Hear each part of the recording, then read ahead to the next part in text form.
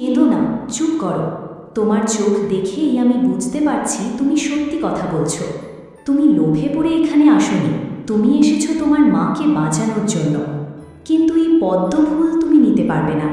এই পদ্ম ফুল এই দিঘির অমূল্য রত্ন, এটাকে কেউ নিয়ে যেতে পারে না। তবে তোমার দুঃখ দেখে আমি তোমাকে খালি হাতে ফিরিয়ে দেব না। এই নাও, আমি তোমাকে একটা জাদুর হাঁস দিচ্ছি। এই হাঁসটা রোজ একটা করে সোনার ডিম দেবে। সেই ডিম বিক্রি করলে তোমার ভালোভাবে চলবে, আর তুমি তোমার মায়ের চিকিৎসাও করাতে পারবে। এখন এটা নিয়ে ফিরে যাও। এই হাঁসটা সত্যিই কি সোনার ডিম দেবে? আমি কি সত্যি প্রতিদিন একটা করে সোনার ডিম পাবো? হ্যাঁ, দেবে। তুমি যদি ওকে ভালো করে যত্ন করে রাখো, তাহলে ও তোমাকে রোজ একটা করে সোনার ডিম দেবে। তবে মনে রাখবে, ও সারা দিন ডিম দেবে না, দিনে শুধু একটা ডিমই দেবে। ও খুব প্রভু ভক্ত আর শান্ত স্বভাবের। তুমি যদি ওকে ভালোবাসা আর যত্ন দিয়ে রাখো, তাহলে দেখবে তোমাদের সব কষ্ট ধীরে ধীরে দূর হয়ে যাবে, আর ও তোদের রক্ষা করবে।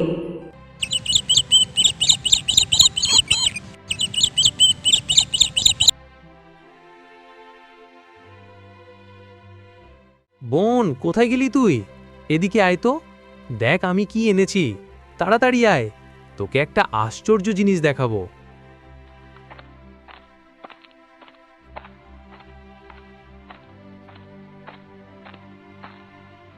এ কি দাদা, তুই তো পদ্ম ফুল আনতে গিয়েছিলি, তার বদলে এই হাঁসটা কেন নিয়ে এলি? এটা কোথা থেকে পেলি? এই হাঁসটার জন্যই আমাদের সব দুঃখ কষ্ট দূর হয়ে যাবে। এই হাঁসটা নাকি রোজ একটা করে সোনার ডিম দেয়।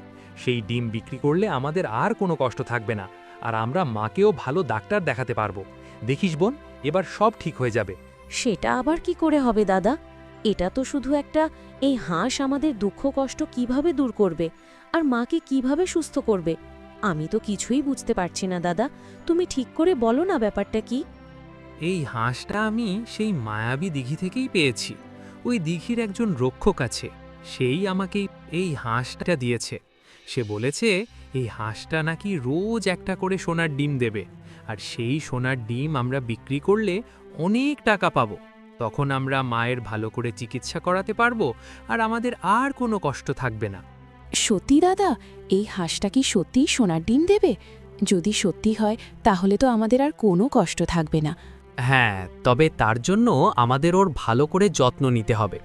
যা, আপাতত ওকে ওখানে আলতো করে রেখে দে, আর রাতে ওকে একটু খাবার দিয়ে দিস। কাল সকালে উঠে দেখব সত্যিই ও সোনার ডিম দেয় কিনা।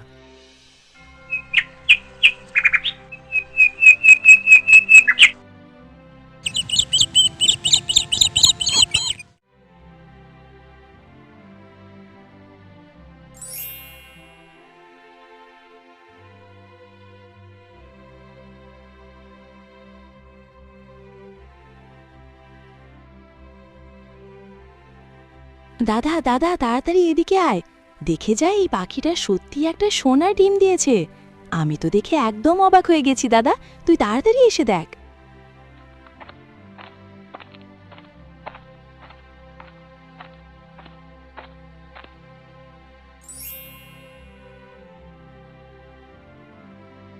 সত্যি তো, এটা তো সত্যিই সোনার ডিম দিয়েছে।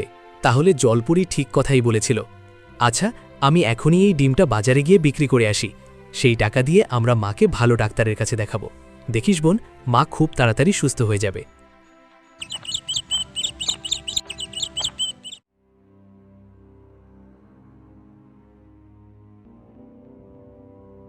ঈশান, এই সোনার ডিমটা তুমি কোথায় পেলে? তুমি এটা কোথা থেকে আনলে? এত দামি জিনিস তোমার কাছে এলো কিভাবে? কোথায় পেলাম সেটা আপনার জানার দরকার নেই। আমি আপনাকে সোনার ডিম দিয়েছি, এখন আপনি এর দামটা দিন। আমি তাড়াতাড়ি টাকা নিয়ে যেতে চাই। জানাটা তো দরকার আছে। আমি যখন এই জিনিসটা তোমার কাছ থেকে কিনছি, তখন তো আমাকে জানতে হবে তুমি এটা কোথা থেকে পেলে। এত দামি সোনার ডিম হঠাৎ করে তোমার কাছে এলো কিভাবে? ঠিক করে বলো, কোথা থেকে পেয়েছো? এটা আমাদের পৈতৃক সম্পত্তি, বহুদিন ধরে আমাদের ঘরেই ছিল। কাল ঘর পরিষ্কার করতে গিয়ে আমি এটা খুঁজে পেয়েছি, তাই ভাবলাম বিক্রি করে কিছু টাকা জোগাড় করি। বলছি শোনো, তোমার কাছে আর এরম কটা সোনার ডিম আছে? আর বাকিগুলো আমার কাছেই বিক্রি করবে তো? দেখো, এমন জিনিস সবাইকে দেখাতে যেও না। যদি আরও ডিম থাকে আগে আমাকে বলবে, আমি ভালো দাম দেব। যে বেশি টাকা দেবে আমি তার কাছেই বিক্রি করব। এত কথা না বাড়িয়ে আগে আমার টাকাটা দিন। আমার খুব তাড়া আছে, আমাকে যেতে হবে। এই নাও তোমার টাকা, ডিমটা আমি নিয়ে নিচ্ছি। যদি এরকম 8 ডিম থাকে তাহলে আবার আমার কাছেই নিয়ে আসবে, আমি ভালো দাম দেব।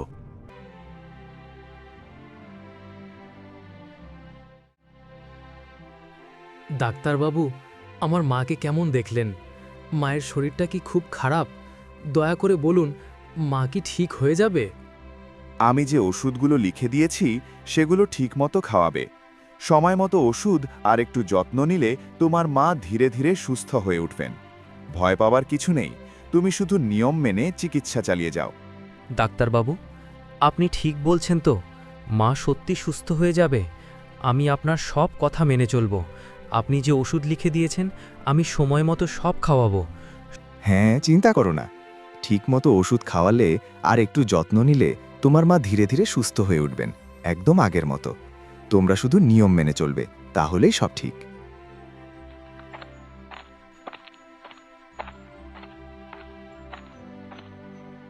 দাদা, তাহলে মা সুস্থ হয়ে যাবে। এখন আমাদের আর কোনো চিন্তা নেই। মা ভালো হয়ে উঠলেই সব ঠিক হয়ে যাবে দাদা। এখন শুধু আর একটা কাজ বাকি আছে, কালকে সেটা মিটিয়ে আসব। তারপর দেখবি আমাদের আর কোনো চিন্তা থাকবে না।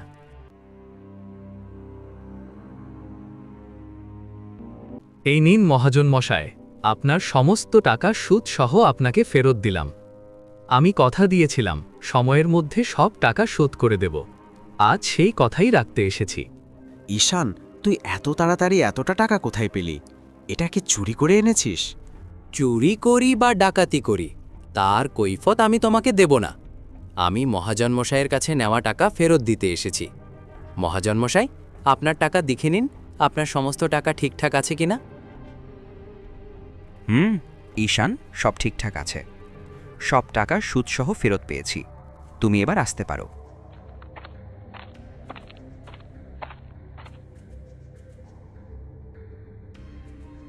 রামু, ঈশান এক রাতের মধ্যে এত টাকা কোথা থেকে পেল? খোঁজ নে। রামু, তোকে যে বলেছিলাম ঈশান কোথায় টাকা পেয়েছে, এ তো তার সম্পর্কে খোঁজ নিতে নিয়েছিস। কি খবর পেয়েছিস বল আমাকে। না বাবু, সেরকম খবর কিছু পাইনি। অনেক চেষ্টা করলাম, কোনো খবরই পাইনি। কি? তুই কোনো খবরই পাসনি? সেটাও আবার বড় মুখ করে বলছিস? তোর লজ্জা করে না? তোকে আমি এই জন্য রেখে দিয়েছি। আমার কত ইচ্ছে ঈশানের ঘর বাড়ি সব দখল করার, সেটা তো হলোই না। আবার তো একটা খবর জোগাড় করতে পারলি না যে ও কোথা থেকে টাকা পেয়েছে। মহাজন মশাই, আমি আসব? এসো মহেশ, এসো।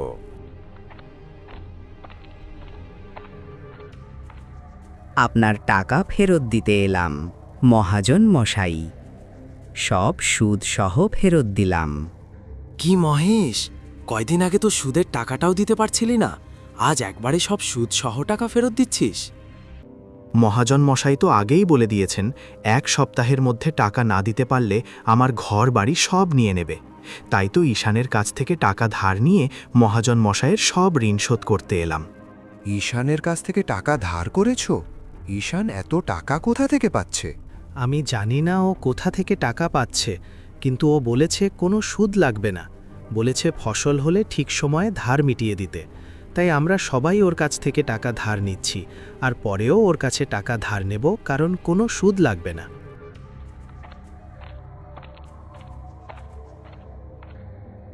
আপনার সাথে আমার কথা আছে, খুব দরকারি কথা। ঠিক আছে মহেশ, তুমি এসো।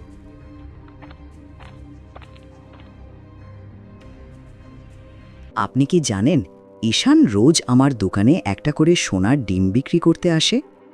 কি? সোনার ডিম? ও সোনার ডিম কোথা থেকে পাচ্ছে? সেটা তো আমি জানি না, কিন্তু রোজ ঈশান আমার দোকানে একটা সোনার ডিম নিয়ে আসে, আর আমি ওকে জিজ্ঞেস করেছি এই সোনার ডিম ও কোথায় পেয়েছে। ও বলেছে এটা ওর পৈতৃক সম্পত্তি। আমার বিষয়টা সন্দেহ লেগেছে, তাই আপনার কাছে বলতে এলাম। সেই জন্যই ঈশান গ্রামের সব লোককে টাকা ধার দিচ্ছে? এ ব্যাপারটা দেখতে হবে। আজ আমি ওর বাড়িতে গিয়ে দেখি কি এই সোনার ডিমের রহস্য, আর কোথা থেকে বা পাচ্ছে সোনার ডিম?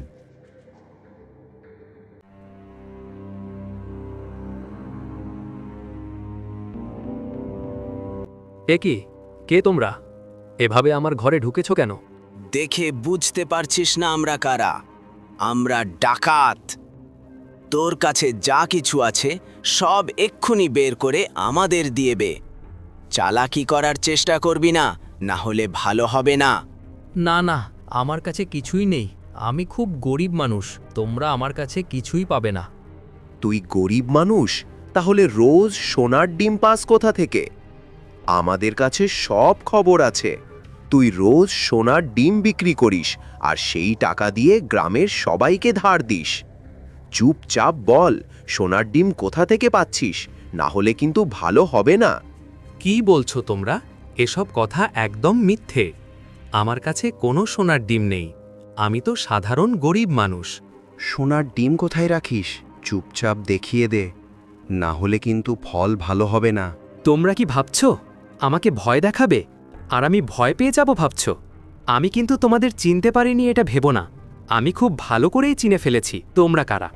দাঁড়াও, আমি এক্ষুনি পুলিশকে সব বলে দেব যে আমার ঘরে মহাজন আর তার চেলা রামু চুরি করতে এসেছে। তার সুযোগ তুই আর পাবি না।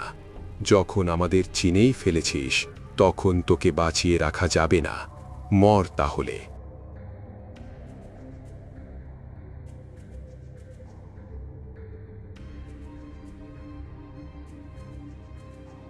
বাবু, ঈশানকে তো শেষ করে দিলেন। এবার দেখতে হবে সোনার ডিমটা কোথায় লুকিয়ে রেখেছে। চলুন পুরো ঘরটা খুঁজে দেখি, নিশ্চয়ই কোথাও না কোথাও রেখেছে। ভালো করে সব জায়গা খুঁজে দেখ, আলমারি, বাক্স, খাটের নিচে, কোথাও না কোথাও তো থাকবেই।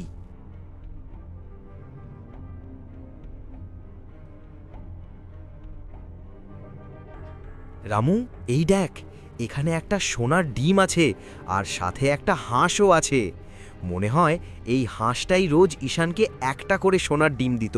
তাহলে বুঝতে পারছিস তো, এই হাঁসটাই আসল রহস্য। চল ডিমটা আর হাঁসটাকেই নিয়ে যাই, তাহলে আমরা রোজ একটা করে সোনার ডিম পাবো। যেই মহাজন হাঁসটাকে ধরতে গেল, ঠিক তখনই হাঁসটার চোখ থেকে হঠাৎ করে এক ঝলক তীব্র আলো বেরিয়ে এলো। সেই রহস্যময় আলো সোজা গিয়ে মহাজনের গায়ে লাগল, আর মুহূর্তের মধ্যেই মহাজনের পুরো শরীর শক্ত হয়ে গেল। দেখতে দেখতে সে একেবারে পাথরের মূর্তির মতো স্থির হয়ে দাঁড়িয়ে রইল। আরে বাবু, এটা কি হলো? আপনি পাথর হয়ে গেলেন কি করে? না না, আমি আর এক মুহূর্ত এখানে থাকব না। এই হাঁসটা যদি অভিশপ্ত হয় তাহলে আমাকে মেরেও ফেলতে পারে। আমি এখান থেকে এখনই পালাচ্ছি।